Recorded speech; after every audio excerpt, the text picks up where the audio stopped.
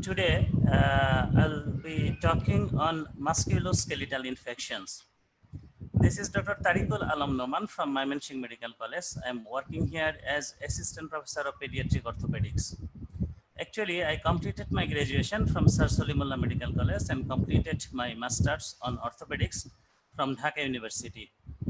After that, I visited India and then to South Korea, where I did the fellowship on pediatric orthopedics. Before going to acute osteomyelitis, I would like to say something about the infections of musculoskeletal system. You all know osteomyelitis, which means bone infection, septic arthritis, that is joint infection, pyomyositis, that is muscle infection, are some common musculoskeletal infections. There are some other deep soft tissue infections like septic bursitis, necrotizing fasciitis, and abscess may you found to musculoskeletal systems. Today, my topic will be confined to acute hematogenous osteomyelitis only. Kalpana, am I audible to all? Hello? Yes, sir. Yes, Yes. sir. Okay, I'm continuing. Dear students, what is osteomyelitis? Actually, osteomyelitis is the inflammation of bone and bone marrow. If we uh, try to define what is osteomyelitis, we have to say when bone marrow and its substance are infected or inflamed, either in acute condition or in chronic condition, that will be considered as osteomyelitis. তো অস্টিওমাইলাইটিসের classification যদি আমরা করি তো প্রথমে আসবে acute haematogenous osteomyelitis, পরে আসবে হচ্ছে সাব অ্যাকিউট অস্টিওমাইলাইটিস, দেন ক্রনিক অস্টিওমাইলাইটিস, আরেকটা অল্প কমন একটা টপিক সেটা হচ্ছে ক্রনিক রিকারেন্ট মাল্টিফোকাল অস্টিওমাইলাইটিস। তো অ্যাকিউট হেমাটোজেনাস অস্টিওমাইলাইটিস এটা হচ্ছে সবচেয়ে কমন এবং এটা আমরা বাচ্চাদের ক্ষেত্রে পাই। আর অ্যাকিউট হেমাটোজেনাস অস্টিওমাইলাইটিসটা আমাদের কাছে খুব অল্প সময়ের সাইন সিমটম নিয়ে প্রেজেন্ট করে। তো কোনো কারণে যদি দেখা যায় যে এই সিমটমটা 14 দিনের বেশি সময় নিয়ে আমাদের কাছে আসছে, তো সেটাকে আমরা বলি হচ্ছে সাব অ্যাকিউট অস্টিওমাইলাইটিস। আর ক্রনিক অস্টিওমাইলাইটিস হচ্ছে সেইটা যেটা আমাদের কাছে আসবে একটা দীর্ঘ সময়ের হিস্ট্রি নিয়ে, অনেক দিন যাবৎ সে এই রোগটাতে ভুগতেছে। আরেকটা ক্রনিক রিকারেন্ট মাল্টিফোকাল অস্টিওমাইলাইটিস, এটা একটা less common variety of osteomyelitis. এখানে হয় কি মাল্টিপল বোনস ইনভলভড হয় এবং এর ডিজিজ প্রসেসে কিছু সময় সিমটম থাকে, কিছু সময় সিমটমটা ল্যাটেন্ট থাকে, আবার কিছু সময় এটা এক্সাজারেট করে।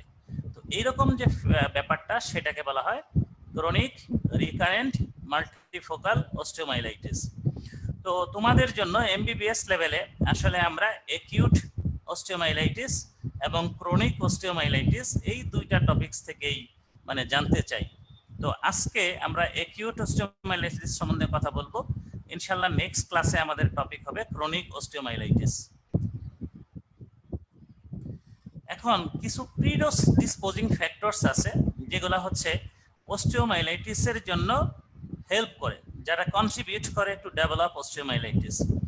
যেমন ধরো মেল নিউট্রিশন, একটা malnourished patient, specially malnourished একটা বাচ্চা, ওর কিন্তু অস্টিওমাইলাইটিসের চান্স একটা টোটালি নারিশড বাচ্চার চাইতে বেশি। ধরো ডায়াবেটিস মেলাইটাস, একটা মানুষের যদি ডায়াবেটিস মেলাইটাস থাকে অথবা অন্য কোনো সিস্টেমিক ডিজিজ থাকে যেটাতে হচ্ছে তোমার পেশেন্টের ইমিউনো ডেফিসিয়েন্সি হয়, তো সেই ক্ষেত্রে তার অস্টিওমাইলাইটিস হওয়ার চান্স বাড়বে। কতগুলো ইমিউনো সাপ্রেসিভ ড্রাগ আছে, তোমরা জানো যে সাইটোটক্সিক কিছু ড্রাগ, ক্যান্সারের কিছু ড্রাগ, তারপরে হচ্ছে স্টেরয়েড। তো এই ওষুধগুলা যদি আমরা দীর্ঘদিন ধরে ব্যবহার করি তো ওই পেশেন্টের হচ্ছে অস্টিওমাইলাইটিস ডেভেলপমেন্টের চান্স বাড়বে। আবার পেশেন্টের যদি পেরিফেরাল ভাস্কুলার ডিজিজ থাকে তাইলেও তার অস্টিওমাইলাইটিসের চান্স বাড়ে। আবার কখনো কখনো আমরা সার্জনরা কোনো ইনভেসিভ প্রসিডিউর করতে গিয়ে যদি আয়াট্রোজেনিক্যালি কন্টামিনেট করি পেশেন্টের বোনসকে ট্রমার দ্বারা অথবা আমাদের কোনো ইনস্ট্রুমেন্ট দ্বারা, সেই ক্ষেত্রে অস্টিওমাইলাইটিস হওয়ার সম্ভাবনা থাকে। এই এই জিনিসটা খুব গুরুত্বপূর্ণ তোমাদের লেভেলে, যে what are the causative agents that cause osteomyelitis. Maximum case, আবার 75% অফ কেসে দেখা গেছে স্ট্যাফাইলোকক্কাস অরিয়াস হচ্ছে পজিটিভ এজেন্ট অফ অস্টিওমাইলাইটিস। এখন স্টেপটোকক্কাস পায়োজেন, স্টেপটোকক্কাস নিউমোনি, এদের দ্বারা অস্টিওমাইলাইটিস হয়। এখন বাচ্চাদের ক্ষেত্রে যারা হচ্ছে লেস দেন 4 ইয়ার্স, তাদের ক্ষেত্রে আমরা হিমোফাইলাস ইনফ্লুয়েঞ্জিকে পজিটিভ এজেন্ট হিসেবে পাই। এখন কিছু পেশেন্ট আছে যারা ইন্ট্রাভেনাস ড্রাগ এডিক্ট, তো এদের ক্ষেত্রে সিডোমোনাসকে পাওয়া যায়। এছাড়া ইকোলাই, প্রোটিয়াস, সালমোনেলা এরাও লেস কমনলি অস্টিওমাইলাইটিস তৈরি করে। তবে আবার বলতেছি যে over 70% of cases of osteomyelitis is due to staphylococcus aureus. এখন আমরা এই অস্টিওমাইলাইটিসটা নিয়ে কেন ওরিড, কেন এটা আমাদের জানতে হবে, বুঝতে হবে, কেন এর চিকিৎসা করতে হবে। যে অস্টিওমাইলাইটিস যখন হয়, একটা পেশেন্টের লিম্বটা ফাংশন লস করতে পারে, একটা পেশেন্ট সাইকোলজিক্যালি এবং সোশ্যালি ডিসএবল হয়ে যেতে পারে, এবং ওই পেশেন্টের treatment cost as well as living cost এটা বাড়তে পারে। তো অস্টিওমাইলাইটিসটাকে আমরা যদি প্রথমেই চিকিৎসা করতে পারি, আমরা এই সমস্ত জিনিসকে বন্ধ করতে পারবো এবং পেশেন্টটাকে অস্টিওমাইলাইটিস রিলেটেড যে কমপ্লিকেশনস আছে সেগুলো থেকে বাঁচাইতে পারবো। এখন আমরা কথা বলবো হচ্ছে অ্যাকিউট হেমাটোজেনাস অস্টিওমাইলাইটিস। তো এইটা actually it's a disease of children that I already have mention. বড়দের ক্ষেত্রে হইতে পারে, কিন্তু বড়দের ক্ষেত্রে হচ্ছে যারা তোমার এই অস্টিওমাইলাইটিসে এফেক্ট হয়, তাদের ইনসিডেন্সটা চিলড্রেনদের চাইতে অনেক কম। চিলড্রেনদের ক্ষেত্রে এটা লং বোনস ইউজুয়ালি ইনভলভ হয়, আর অ্যাডাল্টের ক্ষেত্রে ভার্টিব্রা ইউজুয়ালি ইনভলভ হয়।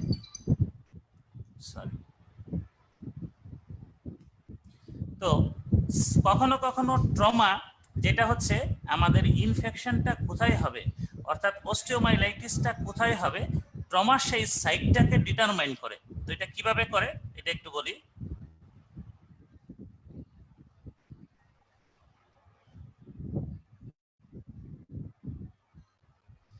ট্রমাতে অস্টিওমাইলাইটিসটা হয় কি, যখন কোনো একটা জায়গায় ট্রমা হয়, বোনসের আশপাশে কোনো একটা জায়গায়, সেখানে কিছু হেমাটোমা হয়, সেখানে কিছু ফ্লুইড কালেকশন হয়।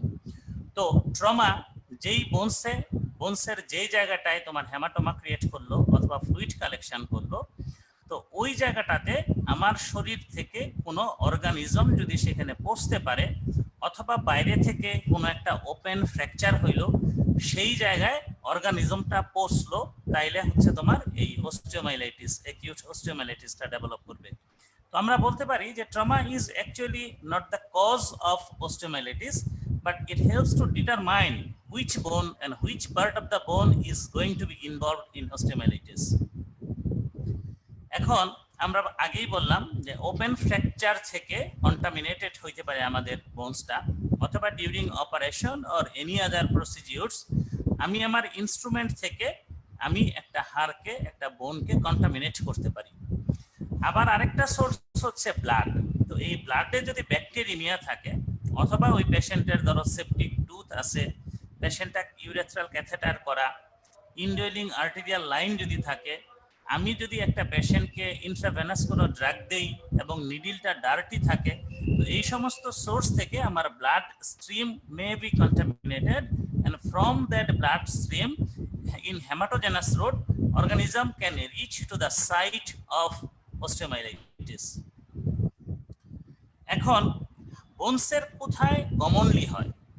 কমনলি বোনসের মেটাফাইসিস। তোমরা নিশ্চয়ই জানো যে বোনসের ইপিফাইসিস, মেটাফাইসিস, ডায়াফাইসিস এই জিনিসগুলো আছে।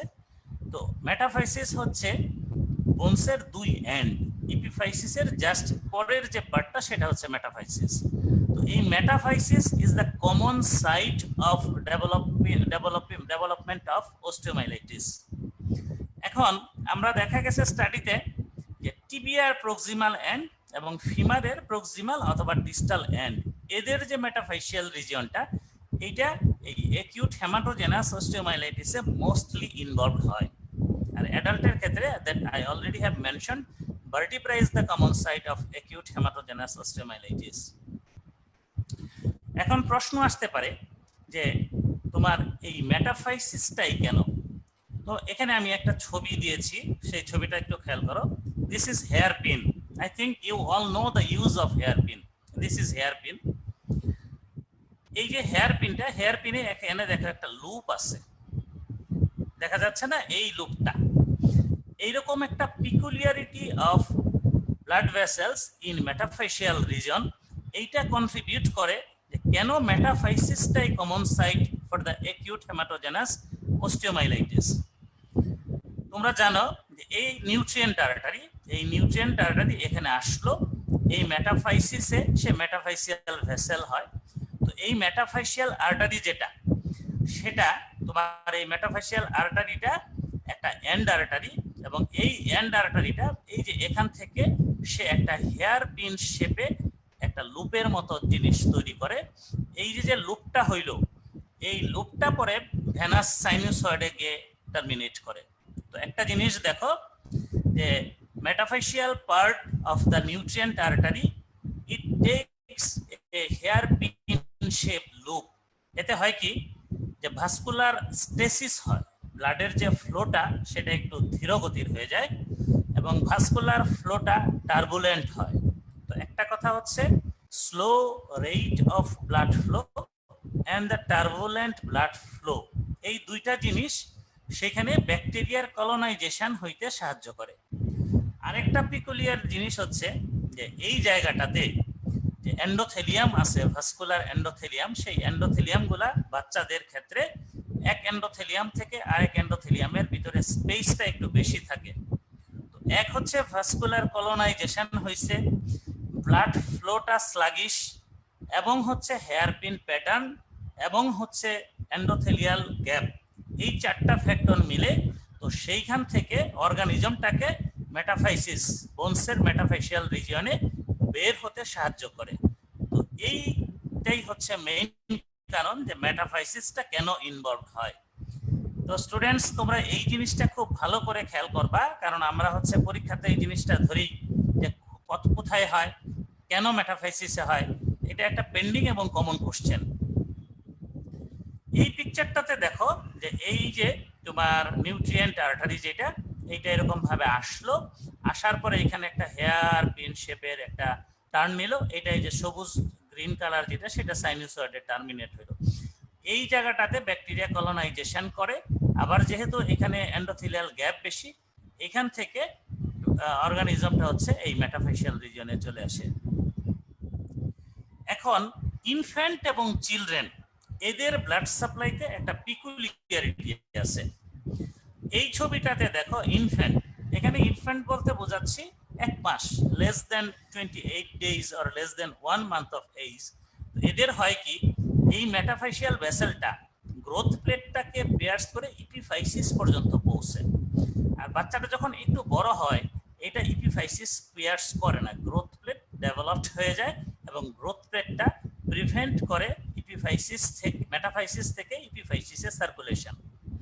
তো এই ছবিটার ইন্টারপ্রিটেশন হচ্ছে যে একটা বাচ্চা যদি সে 1 মাসের আগে অ্যাকিউট হেমাটোজেনাস অস্টিওমাইলাইটিসে ভুগে, তো সে মেটাফাইসিস প্লাস ইপিফাইসিস এই দুইটা জিনিসই তার ইনভলভ হইতে পারে।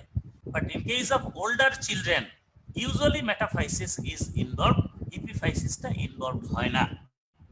তবে যদি এই মেটাফাইসিস থেকে অর্গানিজমটা তোমার ক্রনিসিটি ডেভেলপ করে, এইখান থেকে পেরিওস্টিয়াম এবং কর্টেক্স ভেদ করে অর্গানিজমটা এইখানে চলে আসে, আর এই মেটাফাইসিস ইপিফাইসিসটা যদি ইন্ট্রাক্যাপসুলার হয়, সেই ক্ষেত্রে তোমার ইপিফাইসিসটা তোমার অস্টিওমাইলাইটিসে আক্রান্ত হতে পারে। তো আমি আবার একটু এই জিনিসটা ক্লিয়ার করতেছি। Usually in infant, metaphysis is firstly affected by osteomyelitis, but epiphysis of infant may be involved. কারণ হচ্ছে এইখানে মেটাফেশিয়াল আর্টারিটা ইপিফেশিয়াল পার্টে পৌঁছে, বাট ইন ওল্ডার চিলড্রেন সাধারণত ইপিফাইসিস ইনভলভ হয় না। এই ব্লাড ভেসেলটা এখানে গ্রোথ রেট দিয়ে তোমার ব্যারিয়ার হিসেবে কাজ করে। তবে এইখানের কোনো অর্গানিজম যদি ক্রনিসিটির কারণে এই জায়গাটায় চলে আসে আর এই পার্টটা একটা ইন্ট্রাক্যাপসুলার কম্পোনেন্ট হয়, সেই ক্ষেত্রে ইপিফাইসিস মে অলসো বি এফেক্টেড। এখন এই জিনিসটা একটু কঠিন, আমি চেষ্টা করব সহজভাবে বলার জন্য যে what are the stages or what are the pathological stages of osteomyelitis. প্রথমে হয় কি, অর্গানিজমটা বোনসে পৌঁছার পরে সেখানে ইনফ্লামেশন হয়। তো ইনফ্লামেশন থেকে পরবর্তীতে সাপুরেশন হয়, পরবর্তীতে নেক্রোসিস হতে পারে, পরবর্তীতে রিয়েক্টিভ নিউবোন ফরমেশন হতে পারে এবং পরবর্তীতে রিজলিউশন হতে পারে। আমি 5টা স্টেপের কথা বললাম। প্রথমে বলেছি ইনফ্লামেশন, পরে বলেছি suppuration, then necrosis, then reactive new bone formation and ultimately resolution. এখন প্রশ্ন হচ্ছে, এই 5টা স্টেজ কি একই পেশেন্টের হতে পারে? আনসার হচ্ছে না। যদি আমি কোনো পেশেন্টকে এই ইনফ্লামেটরি স্টেজে ভালো চিকিৎসা দিয়ে দিতে পারি, তাহলে পরের স্টেজগুলোতে সে যাবে না, সাপুরেশন নেক্রোসিস হবে না। এবং আমরা যদি সাপুরেশনে পেশেন্টকে ওয়েল ট্রিটমেন্ট দিতে পারি, নেক্রোসিসে ওয়েল ট্রিটমেন্ট দিতে পারি, তাহলে পরের স্টেপগুলোতে যাবে না। আবার এখানে একটা কথা আছে, যদি পেশেন্টের হোস্ট ডিফেন্সটা অনেক ভালো থাকে, আমি খুব ভালো ওষুধ দিলাম, রোগীর হচ্ছে ইমিউন পাওয়ার মানে খুব ভালো থাকে, ইমিউনিটি গ্রোথ থাকে, পেশেন্টের এইজ যদি এক্সট্রিম এইজের না হয়, তাহলে হচ্ছে সেই পেশেন্টের এই প্রত্যেকটা স্টেজে যাবে না, আর্লি স্টেজেই আমরা অ্যাকিউট অস্টিওমাইলাইটিসটাকে ভালো করে ফেলতে পারবো। তো এখন ইনফ্লামেশন স্টেজে কি হয়? ইনফ্লামেশন স্টেজে হয় কি, তোমরা সবাই জানো, এটা প্যাথোলজিতে তোমরা পড়েছো, যে ভাস্কুলার কনজেশন হয়, ফ্লুইড এক্সুডেশন হয়, সেখানে নিউট্রোফিল ইনফিলট্রেট করে এন্ড আলটিমেটলি ইন্ট্রাওসিয়াস প্রেসারটা বেড়ে যায়। তো ইন্ট্রাওসিয়াস প্রেসার যখন বাড়বে, তখন পেশেন্টের কিন্তু ইন্টেন্স পেইন হবে এন্ড দিস ইন্টেন্স পেইন, তখন হচ্ছে আমরা পেশেন্টকে যদি ট্রিটমেন্ট ভালো করে দিয়ে ফেলতে পারি, তাইলে এই ইনফ্লামেশনের পরের স্টেজ যে এগুলাও হবে না। আর যদি আমরা ট্রিটমেন্ট দিতে দেরি করি অথবা ইনএডিকুয়েট ট্রিটমেন্ট দেই, তাহলে হচ্ছে এই ইনক্রিজড ইন্ট্রাওসিয়াস প্রেসার থেকে ব্লাড ফ্লো অবস্ট্রাকশন হতে পারে, ভাস্কুলার থ্রম্বোসিস হতে পারে এবং ischaemia May occur in this stage. আমরা বলি ইমপেন্ডিং ইসকেমিয়া এখানে হয়। তো ধরো ইনফ্লামেশন স্টেজে আমরা এটাকে আটকাইতে পারলাম না, পরের স্টেজে গেল, second or third day of inflammation বোনসের ভিতরে তোমার পাস তৈরি হয়। এই পাসটা ভকম্যান্স ক্যানাল, তোমরা নিশ্চয়ই জানো যে ভকম্যান্স ক্যানালটা হচ্ছে দুই হ্যাভার্সিয়ান ক্যানালকে কানেক্টিং চ্যানেল, এবং এই ভকম্যান্স ক্যানাল দিয়ে পেরিওস্টিয়ামের নিচে অর্থাৎ পেরিওস্টিয়াল ভেসেলস বোনসের ভিতরে প্রবেশ করে। তো বোনসের ভিতরে তোমার সেকেন্ড অর থার্ড ডেতে পাস তৈরি হইল। এই পাসটা ভকম্যান্স ক্যানাল দিয়ে তোমার হচ্ছে পেরিওস্টিয়ামের কাছাকাছি পৌঁছে গেল। তো এই পেরিওস্টিয়ামের নিচে সে গিয়ে করে কি, সেখানে অ্যাবসেস তৈরি করে একটা, তার নাম হচ্ছে সাব পেরিওস্টিয়াল অ্যাবসেস। তো এই সাব পেরিওস্টিয়াল অ্যাবসেসটা, আর যেহেতু আমি আগেই বলেছি যে অ্যাকিউট হেমাটোজেনাস অস্টিওমাইলাইটিস এটা চিলড্রেনদের একটা অসুখ, বাচ্চাদের একটা অসুখ। আর বাচ্চাদের ক্ষেত্রে হয় কি, পেরিওস্টিয়ামটা বোনসের গায়ে লুজলি অ্যাটাচড থাকে। Periosteum is loosely attached to the bone in case of children. এই কারণে ওই অ্যাবসেস যেটা পেরিওস্টিয়ামের নিচে হইছে, তো এইটা পেরিওস্টিয়ামটাকে একটু ইলিভেট করে ফেলে, শ্যাফট থেকে পেরিওস্টিয়ামটাকে স্ট্রিপ করে ফেলে। তো এই যে stripping of periosteum from the surface এটা হইল, তো এতে তোমার ওই সারফেস অফ দ্য বোন অর্থাৎ বোনসের সারফেস ঘেঁষে সে তোমার পুরা বোনসে ছড়াইতে পারে, অথবা ওইখানে পেরিওস্টিয়ামটাকে বার্স্ট করে সে সফট টিস্যুতে ছড়াই যেতে পারে। তো এই পর্যন্ত হচ্ছে সাপুরেশন স্টেজ। যদি আমরা এই স্টেজেও চিকিৎসা দিতে পারি, অ্যাকিউট হেমাটোজেনাস অস্টিওমাইলাইটিস এটা নেক্সট স্টেপে যাবে না। আর ধরো আমরা এই স্টেজে চিকিৎসা দিতে পারলাম না, অথবা আমাদের চিকিৎসাটা তোমার ফেল করলো, তাইলে এটা নেক্রোসিস স্টেজে যাবে। তো নেক্রোসিস স্টেজে হয় কি, তোমার যে বোনসটা আছে এই বোনসটা মাইক্রোস্কোপিক ডেথ হইতে থাকে, অর্থাৎ বোনস এন্ড বোন সেলস এদের ছোট ছোট ছোট ছোট মাইক্রোস্কোপিক তোমার ডেথ হইতে পারে। এটা অ্যাভাস্কুলার নেক্রোসিস আমরা বলি। এপিফাইশিয়াল প্লেট এপিফাইসিসও ইনভলভ হইতে পারে। প্রথম হবে মেটাফাইশিয়াল রিজিয়ন, পরে সামনে অন্যান্য অংশে যাইতে পারে। তো এই যে যে জায়গাটা necrosis, in very early stage of necrosis আমরা এক্সরেতে খুব ভালো এই জিনিসটা দেখতে পাবো না, ডেড টিস্যু। যখন এই ডেড টিস্যুটা ওয়েল ভিজুয়ালাইজড হবে ইন এক্সরে, তখন কিন্তু সেটার অ্যাকিউট অস্টিওমাইলাইটিস থাকবে না, সেটা হয়ে যাবে ক্রনিক অস্টিওমাইলাইটিস। একটা পেশেন্ট আমরা এর আগে বলে আসলাম যে অ্যাকিউট অস্টিওমাইলাইটিস এটা অল্প কয়েকদিনের হিস্ট্রি নিয়ে আসে।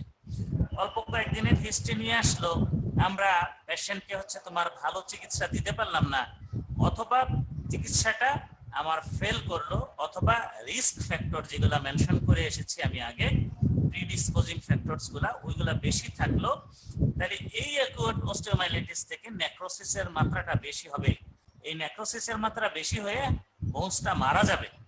তো বোনসটা নেক্রোসিস হয়ে যে ডেড অংশটা হইল এর নাম হচ্ছে সিকুয়েস্ট্রাম। এটা ক্রনিক অস্টিওমাইলাইটিস আমরা যখন করব তখন সিকুয়েস্ট্রাম সম্বন্ধে আরেকটু ডিটেইলস বলবো। তবে তোমরা মনে রাখো যে সিকুয়েস্ট্রাম ফরমেশন হইতে পারে বোন ডেথের মাধ্যমে। তো যখন ইনফ্লামেশন চলতেছে তো সেখানে কিছু গ্রেনুলেশন টিস্যু আসবে। তো এই গ্রেনুলেশন টিস্যুগুলা করে কি, তোমার ওই যে যে সিকুয়েস্ট্রামটা তৈরি হইল এইটাকে একটা বাউন্ডারির মতো করে ফেলে। তো এই বাউন্ডারি করে ফেললে বাই গ্রেনুলেশন টিস্যুর যে বাউন্ডারিটা, এই বাউন্ডারির বাইরে বডি তার নিজস্ব মেকানিজমে নিউ রিঅ্যাক্টিভ নিউ বোন তৈরি করা শুরু করে। তো আমি একটু সহজ করে বলি যে ধরো ভিতরে হচ্ছে সিকুয়েস্ট্রাম ডেড বোন, তারপরে গ্রেনুলেশন টিস্যু, তারপরে নতুন বোন তৈরি হচ্ছে, এটাকে বলা হচ্ছে ইনভলুক্রাম। কেমন? তো এই স্টেজগুলো শুরু হয় if acute osteomyelitis can not be halted. আমরা অস্টিওমাইলাইটিসকে অ্যাকিউট স্টেজে বন্ধ করতে না পারলে এই স্টেজগুলো আস্তে আস্তে শুরু হবে এবং ওই ডিজিজটা ক্রনিক অস্টিওমাইলাইটিসে কনভার্টেড হবে। নিউবোন ফরমেশন, এটা আমি তোমাদের অলরেডি বলে ফেলছি এই স্টেজটা। এবং রিজলিউশন, তো ধরো বডির ইমিউন রেসপন্সটা ভালো এবং আমাদের ট্রিটমেন্টটাও ভালো হইলো, খুব আর্লি স্টেজে ভালো হইলো না, একটু লেট স্টেজে ভালো হইলো। যে মাইক্রোভাস্কুলার, মানে আমরা একটু আগে যে পড়ে আসলাম যে নেক্রোসিস হয় মাইক্রো নেক্রোসিস, তো এই মাইক্রো নেক্রোসিস স্টেজেও গিয়ে আমরা ইনফেকশনটাকে বন্ধ করে ফেলতে পারলাম। তখন কি হবে, যেই বোনসটুকু আমাদের ডেড হয়েছিল, মাইক্রোস্কোপিক ডেথ হয়েছিল, সেইটা আবার রিজলিউশন হবে, অর্থাৎ নতুন করে ভালো বোনসে কনভার্টেড হবে। আর যদি এই স্টেজেও আমরা তোমার অ্যাকিউট অস্টিওমাইলাইটিসকে চিকিৎসা না দিতে পারি তাহলে সেটা ক্রনিক অস্টিওমাইলাইটিসে কনভার্টেড হবে। তো আমি অনেকগুলা কথা বললাম যে প্রথমে ইনফ্লামেশন হলো, তারপরে হচ্ছে ইনফ্লামেশন বন্ধ আমি না করতে পারলে সেখানে তোমার হচ্ছে সাপুরেশন হবে। তো সাপুরেশনের পরে আমরা বললাম যে সেখানে কিছু মাইক্রোস্কোপিক ডেথ অর্থাৎ বোন নেক্রোসিস হবে, নিউ বোন ফরমেশন হবে এবং রিজলিউশন হবে। এটা হচ্ছে তোমার ভালো ফেজ অফ অ্যাকিউট অস্টিওমাইলাইটিস। যদি ফেজটা ভালো না হয় এই রিজলিউশনটা হবে না, এটা কনভার্ট করবে ক্রনিক অস্টিওমাইলাইটিস হিসেবে। তো তোমাদের সংক্ষেপে এইটুকু জানতে হবে যে প্যাথোলজি নিয়ে, যে ইনফ্লামেশন, দেন সাপুরেশন, দেন নিউবোন ফরমেশন, দেন রিজলিউশন এবং মাঝখানে নেক্রোসিস। এবং আমরা এর কোন স্টেজে অস্টিওমাইলাইটিসটাকে ভালো করে ট্রিটমেন্ট করতে পারলে এই প্রত্যেকটা স্টেজ আমার আসবে না। যত কম স্টেজ আমার পেশেন্টের আসবে, পেশেন্টের প্রগনোসিস তত ভালো। এই পিকচারটা দেখো যে প্রথমে এই মেটাফেশিয়াল রিজিয়ন, হ্যাঁ, তো এইখানে তোমার হেয়ার পিন প্যাটার্ন ভেসেল থেকে অর্গানিজমটা আসলো, অর্গানিজমটা এসে এখানে সাপুরেশন স্টেজ তৈরি করলো, পাস তৈরি হইলো। তখন এই পাস করবে কি, এই যে কর্টেক্সটাকে ব্রেক ডাউন করে এখানে চলে আসলো, এটা হচ্ছে পেরিওস্টিয়াম। এই পেরিওস্টিয়ামের নিচে এই সাপুরেশন হয়ে রইলো, সাবপেরিওস্টিয়াল অ্যাবসেস তৈরি করলো। এখন এই পেরিওস্টিয়ামটা বাচ্চাদের ক্ষেত্রে loosely attached to this shaft. এইটা এই যে দেখো, এইটা পেরিওস্টিয়ামটা একটু এলিভেটেড হয়ে গেল, স্ট্রিপিং হইল। এই স্ট্রিপিং এর কারণে this pass May travel through along the shaft of the diaphysis, এটা হইতে পারে, অথবা এই সফট টিস্যু বার্স্ট করে বাইরে চলে আসতে পারে। এখন ক্লিনিক্যালি তোমার কাছে একটা অস্টিওমাইলাইটিসের পেশেন্ট কি নিয়ে আসবে, it depends upon the patient's age, patient's immune status and presence or absence of predisposing factor. যার রিস্ক ফ্যাক্টর বেশি, যে ইমিউনোডেফিসিয়েন্ট বেশি, যে ম্যালনারিশড বেশি, যার সিস্টেমিক ডিজিজ বেশি, তো তার ক্লিনিক্যাল ফাইন্ডিংস গুলো বেশি হবে। তো ক্লিনিক্যাল ফাইন্ডিংস গুলো হচ্ছে পেইন, খুব বেশি পেইন করে, সোয়েলিং থাকে, ফিভার থাকে ইউজুয়ালি মোর দেন 100 ডিগ্রি, পেশেন্টের নশিয়া আর ভমিটিং থাকতে পারে, আর কখনো কখনো এরকম সাইনাস ট্র্যাক্ট নিয়ে আসে এবং পেশেন্ট লিম্পিং নিয়ে তোমার কাছে আসতে পারে। এবং তোমরা জানো এই অস্টিওমাইলাইটিসে পেশেন্টের ডিহাইড্রেশন হয়। কেন ডিহাইড্রেশন হয়? ওইখান থেকে যদি সেপ্টিসিমিয়া ডেভেলপ করে, ওইখান থেকে যদি ব্যাকটেরিমিয়া হয় এবং ফিভার থাকে, তো এই সমস্ত কারণে পেশেন্ট মে বি ডিহাইড্রেটেড। এখন কিভাবে তুমি ডায়াগনোসিস করবা অ্যাকিউট হেমাটোজেনাস অস্টিওমাইলাইটিসটা? একটা হচ্ছে পেশেন্টের হিস্ট্রি নিলা, পেশেন্টকে এক্সামিন করলা, হিস্ট্রিতে যে জিনিসগুলো আমরা পাইলাম সেগুলো ডিটেইলস এক্সামিন করলাম, and then we have to do some investigations. So to diagnose acute hematogenous osteomyelitis you can do plain x-ray first. এখন plain x-ray কিভাবে করবা? তো প্লেন এক্সরে হচ্ছে পেশেন্টটা যেই সাইটে পেইন, সোয়েলিং, সাইনাস ট্র্যাক্ট নিয়ে আসলো, তো ওই জায়গাটার আমরা এক্সরে করব। আমি অর্থোপেডিক এক্সরে কিভাবে করা লাগে এটার ডিটেইলসে যাচ্ছি না, এটা আমাদের কাজী শহীদুল আলম, ডক্টর কাজী শহীদুল আলম, সে হয়তো তোমাদের সাথে আলাপ করেছে যে একটা এক্সরে, অর্থোপেডিক্সে একটা এক্সরে করতে গেলে কি কি জিনিস খেয়াল রাখতে হয়। তো আমরা একটা এক্সরে করলাম, এর সাথে কিছু হেমাটোলজিক্যাল টেস্ট করব, টিসি, ডিসিএসআর, হিমোগ্লোবিন, সিআরপি করব।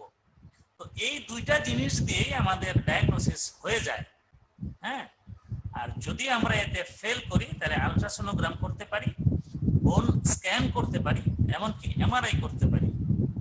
এখন এক্সরেতে তুমি কি পাবা অ্যাকিউট অস্টিওমাইলাইটিসে? আসলে এক্সরেতে অ্যাকিউট অস্টিওমাইলাইটিসে বনি চেঞ্জ সাধারণত খুব বেশি মাত্রায় পাওয়া যায় না। এখানে সফট টিস্যু সোয়েলিংটা আমরা দেখি, আর খুব early stage of periosteal reaction, অর্থাৎ পেরিওস্টিয়ামটা একটু মোটা হইতে থাকে, এই জিনিসটা, এই দুইটা জিনিস আমরা পাই অ্যাকিউট অস্টিওমাইলাইটিসে। আর যখন এটা ক্রনিক অস্টিওমাইলাইটিস হয়ে যাবে, তোমরা সিকুয়েস্ট্রাম পাবা, ইনভলুক্রাম পাবা, আরো অনেক জিনিস পাইতে পারো। But in early stage of disease অর্থাৎ অ্যাকিউট অস্টিওমাইলাইটিসে প্লেন এক্সরেতে আমরা সফট টিস্যু সোয়েলিং পাবো আর কিছু পেরিওস্টিয়াল রিঅ্যাকশন পাবো। এখন আসো হেমাটোলজিক্যাল।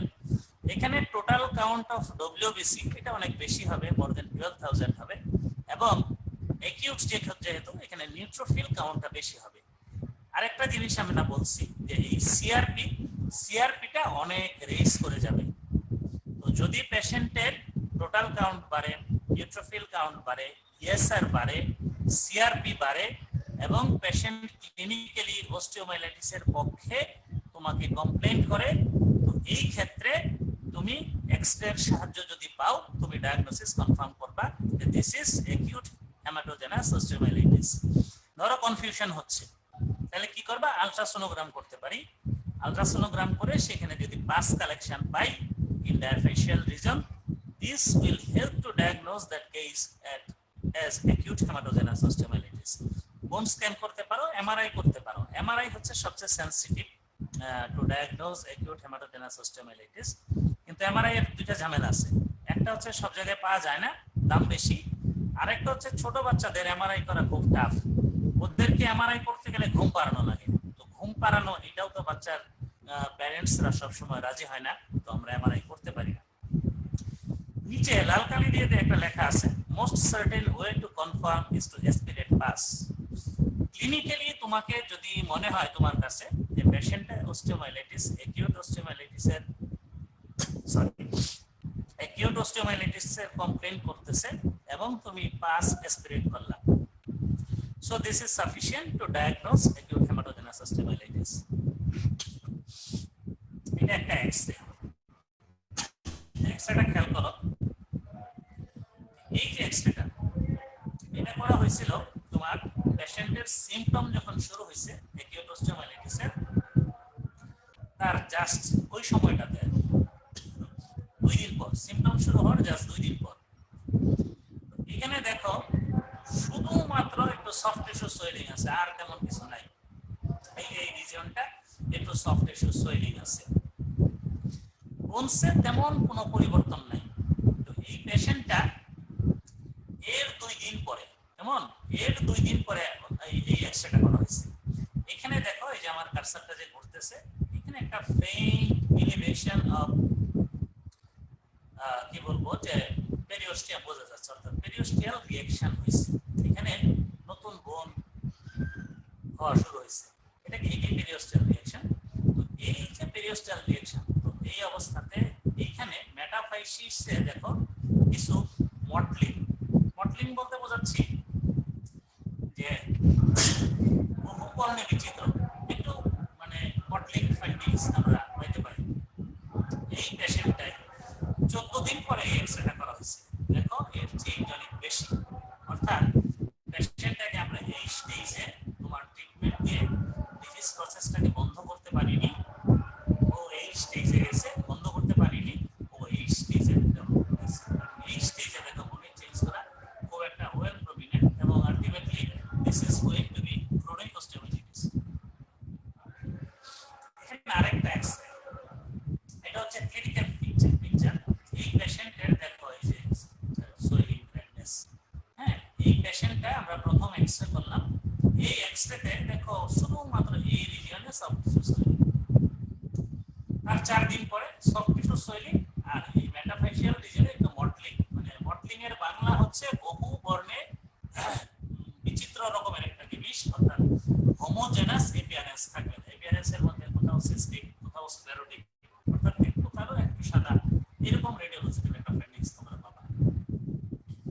এই যে এটা করা হয়েছে তোমার প্রথম এক্সরে 11 দিন পরে, তো 11 দিন পরে এখানে দেখো এটা কিন্তু একটু প্রমিনেন্ট হয়েছে। তো এই অবস্থাতেও এই ডিজিজটা বন্ধ হয় নাই, মানে ডিজিজটা আমাদের ট্রিটমেন্টে কন্ট্রোলে আসে নাই, দেখো আলটিমেটলি এটা ক্রনিক অস্টিওমাইলাইটিস ডেভেলপ করেছে। এটা এমআরআই, তো তোমাদের জন্য এটা জানার দরকার নাই, বাট মনে রাখো যে সবচেয়ে তাড়াতাড়ি অস্টিওমাইলাইটিস আমরা কোনো ইনভেস্টিগেশন দিয়ে যদি ডিটেক্ট করতে চাই সেটা হচ্ছে এমআরআই। একেবারে প্রথম দিন, দ্বিতীয় দিন এই অবস্থায় যদি আমরা আমাদের কাছে একটা পেশেন্ট আসে আর আমরা একটা এমআরআই করি, তো এই যে এরকম নেরো এডিমা পাওয়া যায়, এই নেরো এডিমা পাওয়া গেলে সেটা আমরা অ্যাকিউট হেমাটোজেনাস অস্টিওমাইলাইটিস হিসেবে কনফার্ম করে ফেলি। বাট এমআরআই আমি আবার বলতেছি যে এমআরআই বেস্ট কমনলি ইউজড।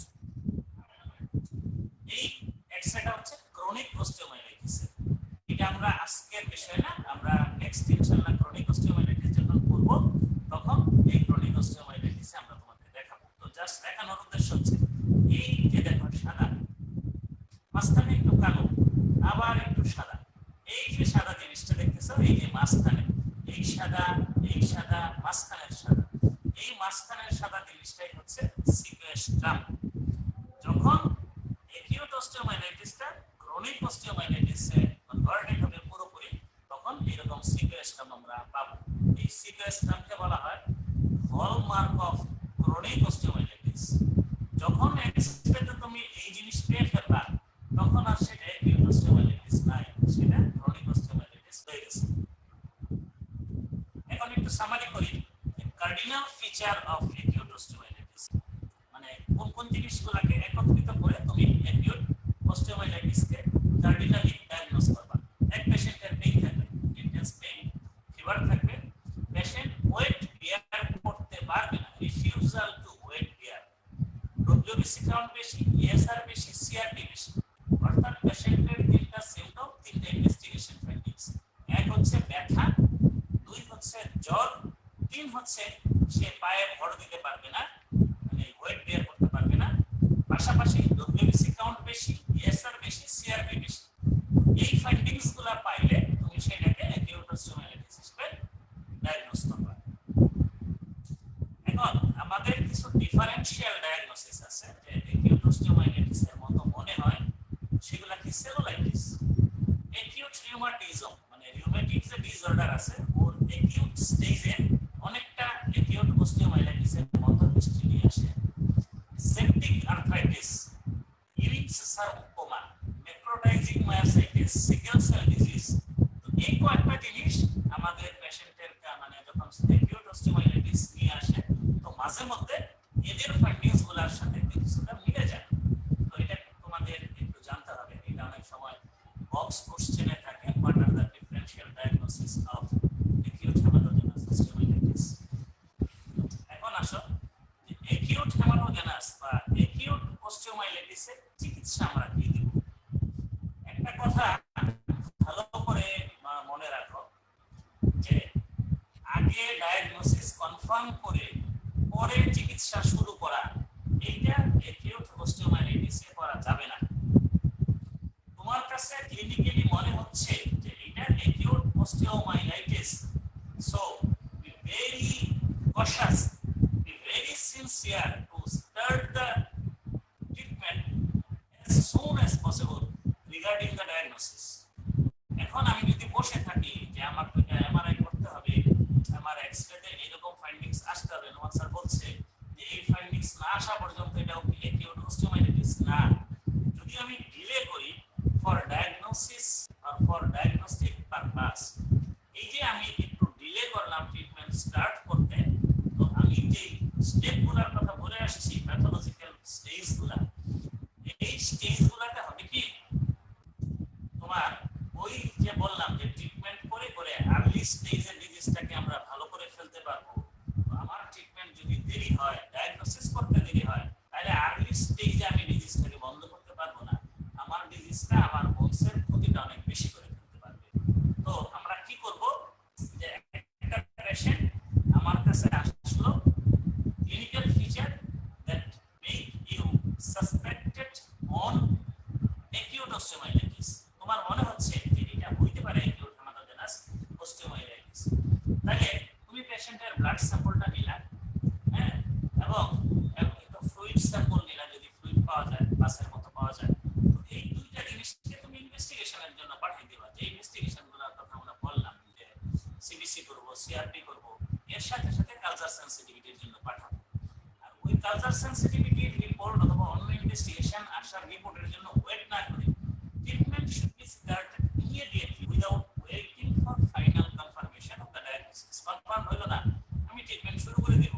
আমার যদি অন্য কিছু ডায়াগনোসিস আসে, এই ট্রিটমেন্ট আমার রোগীর ক্ষতি করবে না, বরং রোগীকে সেভ করবে। ইম্পর্টেন্ট কথা আবার বলতেছি, don't wait for the final confirmation of the diagnosis in case of acute osteomyelitis. Start your treatment immediately after reaching the patient to you with the findings of acute hematogenous osteomyelitis clinically. তো এখানে clinical জাজমেন্টটা খুব বেশি গুরুত্বপূর্ণ। এখন একটা acute hematogenous osteomyelitis এর রোগীকে চিকিৎসা করতে গিয়ে কোন কোন দিক খেয়াল রাখবা, অথবা what are the principles of treatment of acute hematogenous osteomyelitis, এখানে চারটা কথা বলতে হবে, লিখতে হবে। এটা কিন্তু বিজ্ঞানে কোশ্চেন আসে। এক হচ্ছে সাপোর্টিভ একটু ট্রিটমেন্ট দেব, দুই হচ্ছে এফেক্টেড যে হাড্ডিটা, যে বোনসটা, সেটাকে আমরা স্প্লিন্টেজ দেব। স্প্লিন্টেজ মানে হচ্ছে কি ইমোবিলাইজ করব। এটা ইমোবিলাইজ আমরা করব, অ্যান্টিবায়োটিক দেব এবং সার্জিক্যাল ট্রিটমেন্ট দেব। তো একটা পেশেন্টের সবার ক্ষেত্রে সার্জিক্যাল ট্রিটমেন্ট লাগে না, যদি আর্লি ওই তিনটা স্টেজে আমরা ডিজিজটাকে বন্ধ করতে করে ফেলতে পারি, আমার পেশেন্ট ইমপ্রুভ করে, তাহলে সার্জিক্যাল ট্রিটমেন্টের আমার দরকার নাই। তো এখন কোশ্চেন হচ্ছে যে কি কি সাপোর্টিভ ট্রিটমেন্ট আমরা দেব, what are the supportive treatment. এক হচ্ছে পেশেন্টের পেইন ম্যানেজমেন্টের জন্য খুব ভালো একটা অ্যানালজেসিক দিতে হবে এবং পেশেন্টের ডিহাইড্রেশন কারেকশন করতে হবে। ডিহাইড্রেশনটা কেন হয় আমি বলে আসছি একটু আগে, যে পেশেন্টের জ্বর হয়, পেশেন্টের ব্যাকটেরিয়া হয়, সেপ্টিসিমিয়া হতে পারে। তো এই সেপ্টিসিমিয়া অথবা ফিভার, এই দুইটা থেকে ডিহাইড্রেশন হয়। তো আমরা পেশেন্টকে এই ডিহাইড্রেশন কারেকশন করব, পেশেন্টের পেইনটাকে ম্যানেজ করব। তো এই দুটো হচ্ছে। আর যদি পেশেন্টের নিউট্রিশনাল স্ট্যাটাস উইক থাকে, দুর্বল থাকে, তাহলে আমরা পেশেন্টের নিউট্রিশনাল স্ট্যাটাসটাকে ইমপ্রুভ করব। তো এগুলো হচ্ছে সাপোর্টিভ ট্রিটমেন্টের পার্ট। এখন স্প্লিন টেস্টটা কি? স্প্লিন টেস্ট মানে হচ্ছে ইমোবিলাইজ করা। ধরো একটা পেশেন্টের টিবিয়াতে অথবা ফিমারে অ্যাকিউট আমাটোজেনাস অস্টিওমাইলাইটিস তোমার কাছে নিয়ে আসলো। তো তুমি সেটাকে স্প্লিন্টিং কেমনে করবে? স্প্লিন্টিং করতে পারো, এই পেশেন্টের লং লেগ ব্যাক স্ল্যাপ দিতে পারো। তো এটা হবে কি, মুভমেন্টটা কম হবে। মুভমেন্ট কম হলে পেশেন্টের পেইন কম হবে। আর আরেকটা জিনিস, আমাদের স্প্লিন্টিং করার উদ্দেশ্য হচ্ছে, যদি আমি স্প্লিন্টিং না করি তাহলে এই পেশেন্ট পরবর্তীতে জয়েন্ট কন্ট্রাকচার ডেভেলপ করতে পারে। ধরো পেশেন্ট ভালো হয়ে গেল, সে অস্টিওমাইলাইটিস ফ্রি হইল, কিন্তু জয়েন্টটা কন্ট্রাক্টেড, জয়েন্ট কন্ট্রাকচার আছে। তো জয়েন্ট কন্ট্রাকচার এটা তো আমি চাই না। To prevent joint contracture and to prevent pain due to movement and also to prevent pathological fracture, you have to do splintase of the affected part. এটা শুধু plaster দিয়েই করা যায় তা না, অনেক সময় ধরো প্রক্সিমাল ফিমারে হইল, হ্যাঁ, তো সেই ক্ষেত্রে আমরা ট্রাকশন দিয়ে, মানে আমরা এক ধরনের ট্রাকশন দিয়ে আমরা তোমাদেরকে পড়াবো অর্থোপেডিক্স ওয়ার্ডেও হচ্ছে। তোমরা যখন যাও তারপরে টানা দিয়ে রাখা হচ্ছে, ওটাকে ট্রাকশন বলে। সারফেস ট্রাকশন আছে, আবার স্কেলেটাল ট্রাকশন আছে। তো এই ট্রাকশন দিয়েও আমরা স্প্লিন্টিং করতে পারি। এখন অ্যান্টিবায়োটিক নিয়ে যে একটা কথা বলি, যেহেতু এটা খুব গুরুত্বপূর্ণ একটা জিনিস। তোমার কাছে একটা পেশেন্ট আসলো অ্যাকিউট অস্টিওমাইলাইটিস নিয়ে, সেই পুরনো কথা, start the treatment as soon as possible. কিভাবে ট্রিটমেন্ট করবা? ওই যে সাপোর্টিভ ম্যানেজমেন্ট দিলা, স্প্লিন্টিং করলা, আর সাথে সাথে একটা অ্যান্টিবায়োটিক দিতে হবে। তো অ্যান্টিবায়োটিক প্রথম যেটা দিবা, মনে করো আজকে 3 দিনের অস্টিওমাইলাইটিস নিয়ে তোমার কাছে আসছে, তো এই পেশেন্টের তুমি ব্লাড অথবা পাস অ্যাসপিরেট করে কালচার সেন্সিটিভিটির জন্য পাঠাইছো। তো এটা তো আরো 2 দিন লাগবে, সময় লাগবে রিপোর্ট আসতে। তো এই 2 দিন কি সে অ্যান্টিবায়োটিক পাবে না? আনসার হচ্ছে সে অ্যান্টিবায়োটিক পাবে। তো এই অ্যান্টিবায়োটিকটা কেমন অ্যান্টিবায়োটিক হবে? অ্যান্টিবায়োটিকটা হবে ব্রড স্পেকট্রাম এবং অবশ্যই ইন্ট্রাভেনাস রুট। এখন ব্রড স্পেকট্রাম কেন বললাম? একটা টার্ম তোমরা জানো যে বেস্ট কেস থেরাপি। এই অ্যান্টিবায়োটিকের ক্ষেত্রে বেস্ট কেস অ্যান্টিবায়োটিক সিলেকশন একটা টার্ম আছে। সেটা হচ্ছে তুমি যেই এলাকার রোগীকে চিকিৎসা দিতেছো, সাপোজ তুমি ময়মনসিংহ মেডিকেল কলেজ হসপিটালে এখানে একটা অ্যাকিউট অস্টিওমাইলাইটিস নিয়ে তোমার কাছে আসলো। তো তুমি জানো, পূর্ব থেকেই তোমার কিছু নলেজ আছে, এই অঞ্চলে অস্টিওমাইলাইটিসগুলো এই স্টাফাইলোকোকাস দিয়ে হয় অথবা হিমোফিলাস দিয়ে হয়, এবং তোমার আগের অভিজ্ঞতা হচ্ছে যে এই অ্যান্টিবায়োটিক দিলে সেই পেশেন্টগুলো ইমপ্রুভ করে। এটাই হচ্ছে বেস্ট কেস। অর্থাৎ লোকাল কোনো গাইডলাইন যদি থাকে, অথবা তোমার কলিগদের, সিনিয়র কলিগদের পূর্ব অভিজ্ঞতা থেকে যে দেখছো যে এই অ্যান্টিবায়োটিকটা দিলে তার ভালো হবে, তখন একটা ব্রড স্পেকট্রাম অ্যান্টিবায়োটিক তুমি শুরু করে দিবা। এবং এই অ্যান্টিবায়োটিকটা আমরা আইভি রুটে রাখি 2 থেকে 4 সপ্তাহ। এখন কোশ্চেন হচ্ছে, তুমি ধরো একটা অ্যান্টিবায়োটিক শুরু করছো, 3 দিন পরে কালচার সেন্সিটিভিটির রিপোর্ট আসলো যে ওই অ্যান্টিবায়োটিকটা ওই রোগীর সেন্সিটিভ না, তাইলে তুমি অ্যান্টিবায়োটিকটা চেঞ্জ করবা অ্যাকর্ডিং টু কালচার সেন্সিটিভিটি। তুমি ওই যেই অ্যান্টিবায়োটিকটা ওই পেশেন্টের জন্য সেন্সিটিভ সেটা শুরু করে দিবে। আর তোমার আগে স্টার্ট করা অ্যান্টিবায়োটিক যদি সেন্সিটিভ থাকে, প্লিজ কন্টিনিউ দ্যাট অ্যান্টিবায়োটিক। এখন আইভি রুটে কতদিন দেবে? এটা কোশ্চেন, কিন্তু ভাইবা কোশ্চেন, বক্স কোশ্চেন, কতদিন তুমি আইভি রুটে অ্যান্টিবায়োটিক দেবা অ্যাকিউট অস্টিওমাইলাইটিসের জন্য? বই পুস্তকে বলে যে 2 থেকে 4 সপ্তাহ।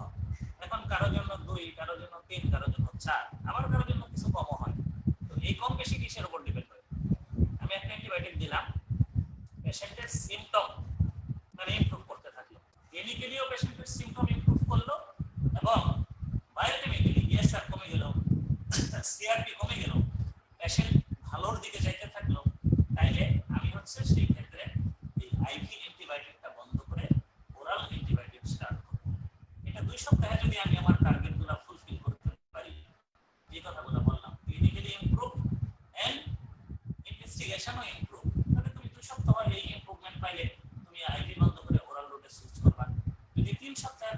সপ্তাহে সুইচ করবা, যদি 4 সপ্তাহে পাও 4 সপ্তাহে সুইচ করবা। তো এখন ওরাল অ্যান্টিবায়োটিক শুরু করলাম। ওরাল অ্যান্টিবায়োটিক শুরু করার পরেও আবার 3 থেকে 6 সপ্তাহ আমাকে দিতে হবে। কেমন? 3 থেকে 6 সপ্তাহ আমার অ্যান্টিবায়োটিক কন্টিনিউ করতে হবে। তো এখন কারো জন্য দেখা যায় 8 সপ্তাহ অ্যান্টিবায়োটিক, কারো জন্য 12 সপ্তাহ অ্যান্টিবায়োটিক। এটা depends on the host factors and the virulence of the organism. এটার উপরে ডিপেন্ড করে। তবে আমাদের থিওরি অনুযায়ী আমরা হচ্ছে antibiotic not more than 12 weeks. 12 weeks এর বেশি যদি কোনো রোগের অ্যান্টিবায়োটিক্স লাগে, ক্লিনিক্যালি তোমার পেশেন্টের সিম্পটম অতটা মানে সিম্পটম ভালো হয়ে যাচ্ছে না, ক্লিনিক্যালি সিআরপি ইএসআর নরমাল হচ্ছে না, তাহলে ওই পেশেন্টের কিন্তু সার্জারি লাগার সম্ভাবনা বেশি। এখন ড্রেনেজ মানে হচ্ছে সার্জিক্যাল ট্রিটমেন্ট। এখন আমরা সার্জিক্যাল ট্রিটমেন্ট কি করি? আমাদের যে পাসটা তৈরি হইল অথবা তোমার যে বোনসটা হালকা হালকা ডেড হইতে শুরু করলো, স্মল পিসেস অফ বোনের যে নেক্রোসিস হইতেছিল, আমাদের এই বোন পিসগুলা এবং আমাদের এই পাসটাকে ড্রেন করতে হবে। এটা আমরা করি বাই কি বলবো যে ওপেন অপারেশন, ওপেন করি আমরা জায়গাটা, এবং অবশ্যই it should be under general anaesthesia, not by local anaesthesia. এটা কিন্তু তোমাদের প্রফে বা পরীক্ষায় ধরে যে একটা পেশেন্ট অ্যাকিউট অস্টিওমাইলিটিস নিয়ে আসলো বা ক্রনিক অস্টিওমাইলিটিস নিয়ে আসলো, তুমি চিন্তা করলে এটাকে ড্রেন করবে, তো কি অ্যানেস্থেসিয়া ব্যবহার করবে? এটা নেভার লোকাল অ্যানেস্থেসিয়া না। প্র্যাকটিক্যালি অনেক সময় আমরা করি, but this is not judicious, অবশ্যই জেনারেল অ্যানেস্থেসিয়া। তো কখন তুমি ড্রেন করবাই? এখন মনে করো যে একটা পেশেন্ট তোমার কাছে আসলো এবং খুব আর্লি স্টেজে তুমি অ্যান্টিবায়োটিক আইভি শুরু করে দিতে পারছিলা। বলে যে যদি 48 ঘন্টার মধ্যে, ডিজিজটা শুরু হওয়ার 48 ঘন্টার মধ্যে আমাদের কাছে একটা পেশেন্টকে আমরা adequate antibiotic in adequate dose in adequate route অর্থাৎ এডিকুয়েট ডোজে আইভি আমরা দিতে পারি, তাহলে দেখা গেছে এদের ক্ষেত্রে সার্জারিটা লাগে না। তোমার সাপোর্টিভ ট্রিটমেন্ট, মেইনটেইন এবং পর্যাপ্ত পরিমাণে সময় মতো এবং ফুল ডিউরেশনে আমরা যদি অ্যান্টিবায়োটিক দিতে পারি, তাহলে পেশেন্টটা ভালো হয়ে যায়। এখন আমরা দিতে পারলাম না অ্যান্টিবায়োটিক ওই টাইমে, হইতে পারে আমার ফল্ট, মানে সার্জনের ফল্ট, হইতে পারে পেশেন্টটি দেরি করে আসলো, যে কোনো কারণে হোক, যদি অ্যান্টিবায়োটিক দিতে দেরি হয়, দেখো clinical feature do not improve within 36 hours of treatment. তুমি একটা চিকিৎসা দিলা কিন্তু 36 ঘন্টার মধ্যে এই ক্লিনিক্যাল ফিচারটা পেশেন্টের ডেভেলপ করলো না। পেশেন্টের ডিপ পাসের সাইন আছে, খুব বড় সুইলিং, খুব ইডিমা, ফ্লাকচুয়েশন, খুব পেইন, এগুলো যদি থাকে, অথবা তুমি যদি অ্যাসপিরেশন করে ফ্রাঙ্ক পাস পাও, এই ক্ষেত্রে তুমি সার্জিক্যালি এটাকে ড্রেন করে ফেলতে পারবে। তো আমি একটু সামারাইজ করি যে অস্টিওমাইলাইটিস হচ্ছে বোনস এবং বোন মেরু এর ইনফ্লামেশন আর infection due to microorganism. 4 রকমের, একটা হলো acute osteomyelitis, subacute, chronic, chronic recurrent multifocal osteomyelitis. আমাদের জন্য দরকার হচ্ছে অ্যাকিউট এবং ক্রনিকটা।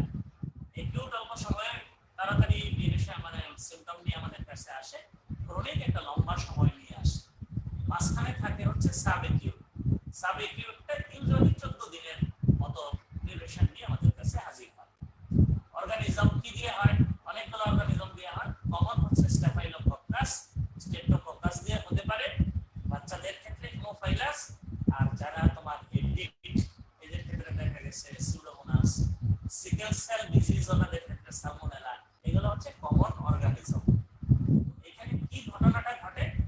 প্রথমে অর্গানিজমটা মেটাফাইশিয়াল রিজিয়নে লোকালাইজ করে, সেখানে সে যদি ইনফ্লামেটরি চেঞ্জ তৈরি করে, পরে সেখানে সাপুরেশন হয়, সাপুরেশন স্টেজে বন্ধ না হলে বোন নেক্রোসিস হয়, এন্ড আলটিমেটলি তোমার যদি রিজলিউশন হয় রিজলিউশন হলো, আর যদি রিজলিউশন না হয় সেটা ক্রনিক অস্টিওমাইলাইটিসে কনভার্টেড হয়। এখন ক্লিনিক্যালি কি নিয়ে আসবে? পেইন থাকবে, সুয়েলিং থাকবে, ফিভার থাকবে, ডিহাইড্রেশন থাকবে, ডিফিকাল্টি ইন ওয়েট বেয়ারিং থাকবে, এবং পেশেন্টটা হচ্ছে তোমার লিম্পিং নিয়ে আসতে পারে যদি টিবিয়া বা ফিমারে অস্টিওমাইলাইটিস হয়। ক্লিনিক্যালি আমরা এগুলো দেখলাম, তারপরে ডায়াগনোসিস কিভাবে পেইন এক্সরে করব, পিসিডি সিএসআর করব, সিআরপি করব। আর যদি এগুলোতে না পারি, সুযোগ সুবিধা থাকে আল্ট্রাসাউন্ড, এমআরআই, বোন স্ক্যান এগুলো করতে পারি। ডায়াগনোসিস করলাম, ট্রিটমেন্ট শুরু করে দিলাম। এই ট্রিটমেন্টটা কি করব? প্রথমে সাপোর্টিভ কিছু চিন্তা ভাবনা, যে পেইন ম্যানেজ করলাম, ডিহাইড্রেশন ম্যানেজ করলাম, তারপরে হচ্ছে স্প্রিন্টিং করলাম, তারপরে হচ্ছে অ্যাপ্রোপ্রিয়েট অ্যান্টিবায়োটিক। কতদিন? আইভিতে 2 থেকে 4 সপ্তাহ, ভালোর দিকে গেলে আরো 3 থেকে 6 সপ্তাহ হচ্ছে ওরাল। আর তারপরে হচ্ছে আমার অ্যান্টিবায়োটিকে যদি রেসপন্স হয়ে যায়, ভেরি গুড, আর অ্যান্টিবায়োটিকটা দিব প্রথমে ব্রড স্পেকট্রাম, আর এরপরে according to culture sensitivity report. আর ট্রিটমেন্টটা শুরু করে দিব, not waiting for the confirm diagnosis. Diagnosis confirm না, আমার ক্লিনিক্যালি ডায়াগনোসিস অ্যাকিউট অস্টিওমাইলাইটিস এর পক্ষে, সো আমরা স্টার্ট শুরু করে দিব। আর কখনো কখনো কিছু ক্ষেত্রে আমাদের সার্জিক্যাল ড্রেনেজ লাগে। লাস্ট কথা, আমাদের এই অস্টিওমাইলাইটিসটা মোস্টলি হয় কোথায়? বাচ্চাদের মেটাফাইসিস অফ দ্য লং বোনে। কেন মেটাফাইসিস? সেখানে একটা ব্লাড ভেসেলের পিকুলিয়ারিটি আছে। পিকুলিয়ারিটি কি? যে নিউট্রিয়েন্ট আর্টারি থেকে মেটাফাইসিয়াল যে আর্টারিটা হয়, সেটা একটা এন্ড আর্টারি, সেটা ভেনাস সাইনোসয়েডের সাথে কমিউনিকেট করার আগে একটা হেয়ার পিন লুপ এর আকৃতি নেয়। এতে ব্লাড ফ্লোটা স্লো হয়ে যায়, ব্লাডের ফ্লোটা টার্বুলেন্ট হয়ে যায়। Turbulent and stasis, vascular stasis, এই দুই কারণে সেখানে ব্যাকটেরিয়া কলোনাইজেশন হয়। ব্যাকটেরিয়া কলোনাইজেশন হইল, আর ওইখানে ভাস্কুলার এন্ডোথেলিয়ামের মধ্যে গ্যাপটা একটু বেশি থাকে, ফলে ভাস্কুলার এন্ডোথেলিয়ামের এই এক্সট্রা গ্যাপ সেই কলোনাইজেশন সাইট থেকে ব্যাকটেরিয়াকে বোনসের ভিতরে মেটাফাইসিয়াল রিজিয়নে যেতে সাহায্য করে এবং অস্টিওমাইলাইটিস ডেভেলপ করে। সো এখন কমপ্লিকেশন কি হতে পারে? ইপিফাইশিয়াল ড্যামেজ হতে পারে এবং এতে বোন গ্রোথটা অল্টার্ড হতে পারে, সেপ্টিক আর্থ্রাইটিস হতে পারে, অন্য জায়গায় বোন ইনফেক্টেড হতে পারে, অর্থাৎ মেটাস্টেটিক বোন ইনফেকশন হয়, প্যাথোলজিক্যাল ফ্র্যাকচার হতে পারে, এটা ক্রনিক অস্টিওমাইলাইটিসে কনভার্ট করতে পারে এবং সেপ্টিসিমিয়া হতে পারে। So these are the complications of acute hematogenous osteomyelitis. So dear students, today this is all especially for your level on the topic of acute hematogenous osteomyelitis. Thanks for your cooperation and patience. আসসালামু আলাইকুম sir. Sir, comment সেকশনে কিছু question ছিল, আপনি যদি অনুমতি দেন আমি বলতে পারি স্যার। জি স্যার, একটা কোশ্চেন ছিল যে অস্টিওমাইলাইটিস কি নার্ভ ড্যামেজ করে কিনা স্যার, যদি বলতেন। Thank you, good question. আসলে অস্টিওমাইলাইটিস নার্ভ ড্যামেজ করে না। এখন আমরা অস্টিওমাইলাইটিস থেকে যেটা পড়ে আসলাম, যে অস্টিওমাইলাইটিস হইলো, তো সেই অস্টিওমাইলাইটিস থেকে ওই যে পেরিওস্টিয়ামের নিচে যে অ্যাবসেস হলো, সাবপেরিওস্টিয়াল অ্যাবসেসটা সোয়েলিং তৈরি করলো। এই সোয়েলিংটা কখনো কখনো নার্ভকে কম্প্রেশনে ফেলে। ধরো তোমার ফিবুলার নেকে কমন পেরোনিয়াল নার্ভ আছে, এখন টিবিয়ার মেটাফেশিয়াল রিজিয়নে আমরা যে এক্সরেটা শো করলাম, টিবিয়ার মেটাফেশিয়াল রিজিয়নে তোমার অস্টিওমাইলাইটিস থেকে সোয়েলিং ডেভেলপ করলো।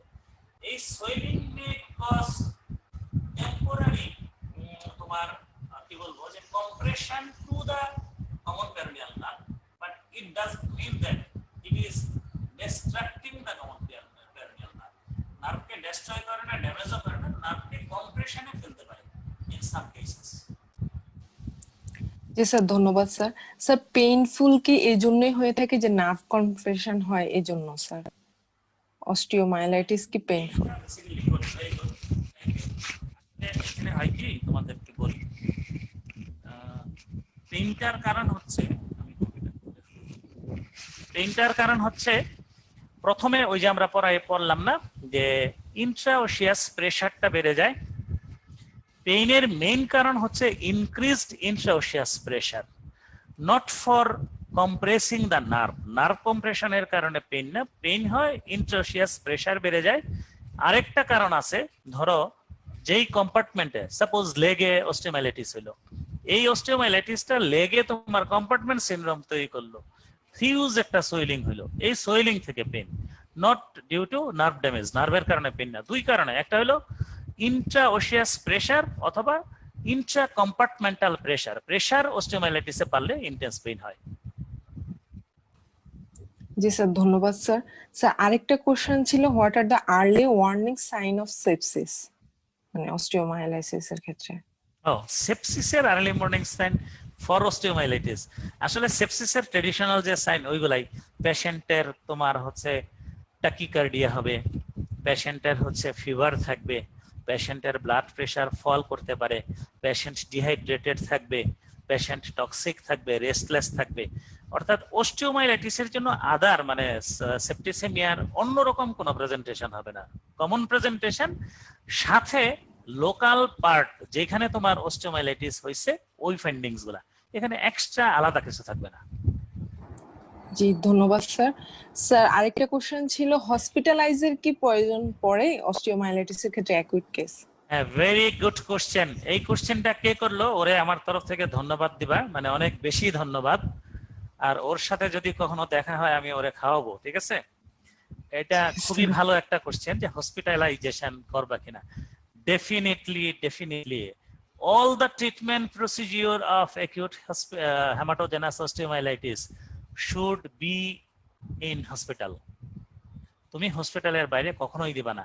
পেশেন্টের আইভি অ্যান্টিবায়োটিক দিতে হবে, পেশেন্টের সিমটম মনিটর করতে হবে, পেশেন্টের সিমটম ভালো হইলে আইভি থেকে আমি ওরালি সুইচ করব, সিমটম খারাপ হইলে আমি হচ্ছে সার্জিক্যাল অপশনে যাব। তো এই ম্যানেজমেন্ট গুলা তোমার বাড়িতে কখনোই সম্ভব না। তো তোমরা বিগিনার হিসেবে মানে নতুন ডাক্তার হতে যাচ্ছ, I am very happy to here this question from your side, যে এইটা অবশ্যই পেশেন্টকে হসপিটালে ভর্তি করে করতে হবে। জি স্যার, ধন্যবাদ স্যার। স্যার আরেকটা কোশ্চেন ছিল যে এটা কিউরেবল কিনা completely?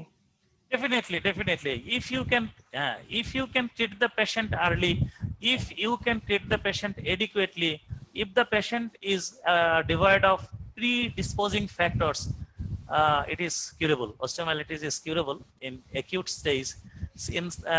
In chronic case, this is very difficult to cure, but acute hematogenous osteomyelitis we can cure. G sir, ধন্যবাদ স্যার। স্যার এটা লং টার্ম এফেক্ট কি হতে পারে?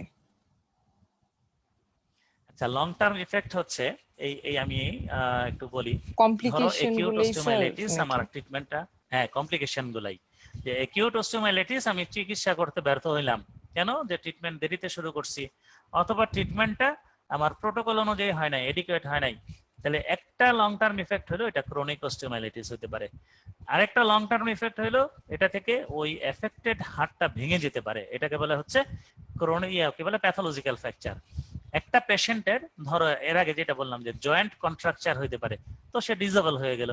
তারপরে ধরো যে গ্রোথ প্লেট, এটা তো জানো গ্রোথ প্লেট মানে হচ্ছে ফাইসিস, তো এই গ্রোথ প্লেটটা যদি অস্টিওমাইলাইটিস থেকে নষ্ট হয়ে যায় তাহলে এই পেশেন্টের অ্যাঙ্গুলার ডিফর্মিটি হবে। আর টোটাল গ্রোথ প্লেটটা যদি নষ্ট হয়ে যায় পেশেন্টের তোমার হচ্ছে লিম্ব লেংথ কমে যাবে, ওই ভালো সাইডের চাইতে এফেক্টেড সাইডের লিম্ব লেংথটা কমে যেতে পারে।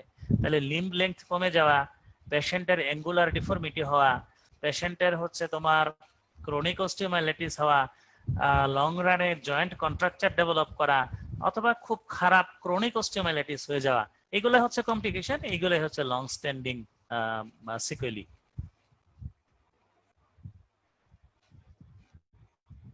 জি ধন্যবাদ স্যার। জি স্যার। স্যার এটার হচ্ছে ট্রিটমেন্ট বা কিউর হওয়ার জন্য কত টাইম হইতে মানে সময় লাগতে পারে স্যার? ট্রিটমেন্ট ডিউরেশনটা যদি একটু এক্সপ্লেইন করতেন। এটা হচ্ছে আসলে এটা আনসার করা একটু কঠিন। এটা ডিপেন্ড করবে, যত ভালো ট্রিটমেন্ট, যত তাড়াতাড়ি ট্রিটমেন্ট শুরু তত তাড়াতাড়ি ভালো। আমরা তোমার ওই যে বললাম না 12 সপ্তাহ পর্যন্ত অ্যান্টিবায়োটিক দিব, 12 সপ্তাহেও ঠিক হচ্ছে না সার্জারি করে ফেলবো আর কি। হ্যাঁ, এবং তোমার সিমটম যতদিন থাকবে ততদিনই আমাদের ট্রিটমেন্ট চালাইতে হবে। এটা বলা মুশকিল যে 3 মাস 3 সপ্তাহ, এটা বলবা না কখনো। যে পেশেন্ট ক্লিনিক্যালি যতদিন পর্যন্ত সিমটম ইমপ্রুভড না হবে, সিমটম ফ্রি না হবে, ততদিন পর্যন্ত আমাদের ট্রিটমেন্ট চলবে। জি ধন্যবাদ স্যার। স্যার আরেকটা কোশ্চেন ছিল যে অ্যান্টিবায়োটিক এত লং ডিউরেশন ধরে দেওয়ার রিজনটা যদি একটু এক্সপ্লেইন করতেন স্যার। ও আচ্ছা, লং ডিউরেশন দিয়ে রিজনটা হচ্ছে যে বোনস, তোমরা জানো যে বোনসে অ্যান্টিবায়োটিক পেনিট্রেশনটা কম হয়, হ্যাঁ, এবং হচ্ছে যেই অর্গানিজম গুলা সেখানে কলোনাইজ করে ফেলে, এই অর্গানিজম গুলো এখানে থেকে যায়, একটা লম্বা সময় ধরে থেকে যায়, সেখান থেকে রিটার্ন করে না। কারণ হচ্ছে তার ফেভারিং এনভায়রনমেন্ট আছে, ব্লাড ফ্লো কম, তারপরে হচ্ছে ভাস্কুলার স্টেসিস আছে, এবং হচ্ছে সেখানে অ্যান্টিবায়োটিকও কম পচতেছে। এই তিনটা কারণে লম্বা সময় ধরে অ্যান্টিবায়োটিক আমাদের দিতে হয়। তা না হইলে ওইটা ফ্লেয়ার করে, অর্থাৎ ওই অ্যাকিউট অস্টিওমাইলাইটিস সাময়িক ভালো হইলেও দেখা গেল কয়েকদিন পরে আবার ডেভেলপ করবে। তো সেখানে ওই যে আমাদের ক্রনিক রিকারেন্ট অস্টিওমাইলাইটিস যেটা, সেটা হয়ে যায়। So to avoid the complication in the form of chronic recurrent osteomyelitis আমাদের একটু লম্বা সময় অ্যান্টিবায়োটিক দেওয়া লাগে এই ক্ষেত্রে। জি স্যার, এই ক্ষেত্রে স্যার এত লং টার্ম ধরে যে আমরা অ্যান্টিবায়োটিকটা দেব, এই ক্ষেত্রে কোনো এটা সাইড এফেক্ট হতে পারে কিনা? কিন্তু অ্যান্টিবায়োটিকের তো আমরা কয়েকটা আসলে জিনিস জানি যে সুপার ইনফেকশন বা এই টাইপের কিছু হতে পারে। এই ক্ষেত্রে আমরা লং টার্ম ধরে দিচ্ছি, পেশেন্টের কোনো এই ক্ষতি হবে সমস্ত কিনা? ক্ষেত্রে তুমি এই শোনো যে পেশেন্টের মানে আমরা তো অ্যাকর্ডিং টু কালচার সেন্সিটিভিটি দিচ্ছি, পেশেন্টের ডোজ অ্যাডজাস্ট করে দিচ্ছি, হ্যাঁ, এবং পেশেন্টের হচ্ছে আমরা সাপোর্টিভ যেগুলা মানে অ্যান্টিবায়োটিক রিলেটেড কমপ্লিকেশন যাতে না হয় সেটার সাপোর্ট, পেশেন্টকে নিউট্রিশন বাড়াই দিব, পেশেন্টের অন্যান্য কোনো কোমরবিডিটি থাকলে সেটার ট্রিটমেন্ট করে ফেলবো, এবং ওই রিলেটেড ধরো একটা সুপার ইনফেকশন হলো, ধরো গ্যাস্ট্রোএন্টেরাইটিস হলো, আমি ওই সময় ওই অ্যান্টিবায়োটিকটা বন্ধ করে দিলাম, স্পেসিফিক ওই অ্যান্টিবায়োটিকের কারণে যে প্রবলেমটা হয়েছে, কিন্তু কালচার সেন্সিটিভিটি দেখা যাবে যে আরো অন্য অ্যান্টিবায়োটিক ওই পেশেন্টের জন্য সেন্সিটিভ, আমি তখন অন্য অ্যান্টিবায়োটিকে সুইচ করব। হ্যাঁ, এই হলো বিষয়টা। স্যার ওই ক্ষেত্রে কি আবার প্রথম থেকে ডিউরেশনটা শুরু করতে হবে নাকি মানে মানে এইখানে ডিউরেশন প্রথম থেকে শুরু করা লাগবে না, ডিউরেশন ওই প্রথম থেকেই, আগেরটাই চলতে থাকবে স্যার? কিন্তু হ্যাঁ আগেরটাই চলতে থাকবে, কিন্তু আমি এর আগে যেটা বললাম যে টোটাল ডিউরেশন আমি যদিও বলছি যে প্রায় 12 সপ্তাহের মতো, কিন্তু this is not rigid to say this is 12 weeks. হ্যাঁ, কখনো কখনো এটা তোমার আরো বেশিও হইতে পারে, তো এটা ডিপেন্ড করবে আর কি। আবার মনে করো একটা অ্যান্টিবায়োটিক দিলাম, তার সুপার ইনফেকশন হয়ে গেল, অ্যান্টিবায়োটিক হাইপার সেন্সিটিভিটি হইলো, তো ওইটা তো 12 সপ্তাহ কন্টিনিউ করা যাবে না, ওটা দেখা যাবে যে 2 দিন পরে বন্ধ করে দিতে হবে। তো এটা হচ্ছে তুমি জাস্টিফাই করবা তোমার জ্ঞান বুদ্ধি, পেশেন্টের চাহিদা, পেশেন্টের কস্ট ইফেক্টিভনেস এবং পেশেন্টের বেনিফিট সবকিছু চিন্তা ভাবনা করে শুরু করতে হবে আর কি। এটা একটা বহুদিনের পুরনো কোশ্চেন, মানে এই অ্যান্টিবায়োটিক নিয়ে আমাদের মধ্যে তর্ক বিতর্ক চলতেছে, তোমাদের মধ্যে চলবে, কিন্তু এখন পর্যন্ত কোনো ফাইনাল প্রোটোকল আমরা পাই নাই যে এত দিনই দিতে হবে, এটাই করতে হবে, এরকম কিছু নাই। জি স্যার, অসংখ্য ধন্যবাদ স্যার। আপাতত আর কোনো কোশ্চেন দেখছি না, আপনি অনেক সুন্দর করে এক্সপ্লেন করছেন, আর কোনো কোশ্চেনই থাকে না স্যার। আর স্যার আপনাকে অসংখ্য ধন্যবাদ, খুবই ইম্পর্টেন্ট একটা থ্যাংক টপিক ইউ ছিল আমার এবং অনেক স্টুডেন্টদেরকেও, কিছু জানছি তোমাদেরকেও। স্যার। জি স্যার। থ্যাংক ইউ, মানে তোমরা যারা অর্গানাইজার আছো তোমাদেরকে ধন্যবাদ, স্টুডেন্টদেরকে ধন্যবাদ। তো আমি ইনশাল্লাহ নেক্সট বুধবার এই টাইমটা কি ভালো, মানে যখন কথা বললাম, জি স্যার, রাখতে পারেন, কোনো সমস্যা নেই। মানে এই আপনার টাইমটাতেই আমরা তাহলে নেক্সট উইকে ইনশাল্লাহ ক্রনিক অস্টিওমাইলাইটিসটা পড়বো ইনশাল্লাহ। হ্যাঁ ইনশাআল্লাহ স্যার। স্যার আমরা আবার চলে আসবো হ্যাঁ, আপনাকে নিয়ে ক্রনিক নেক্সট অস্টিওমাইলাইটিস। বুধবার ইনশাআল্লাহ। হ্যাঁ, জি স্যার। ওকে, আচ্ছা, তাহলে স্যার থ্যাংক আমরা ইউ। অফ করে দিই আজকের জন্য। জি স্যার। হ্যাঁ, আসসালামু আলাইকুম আচ্ছা স্যার। ঠিক আছে, ওয়ালাইকুম আসসালাম।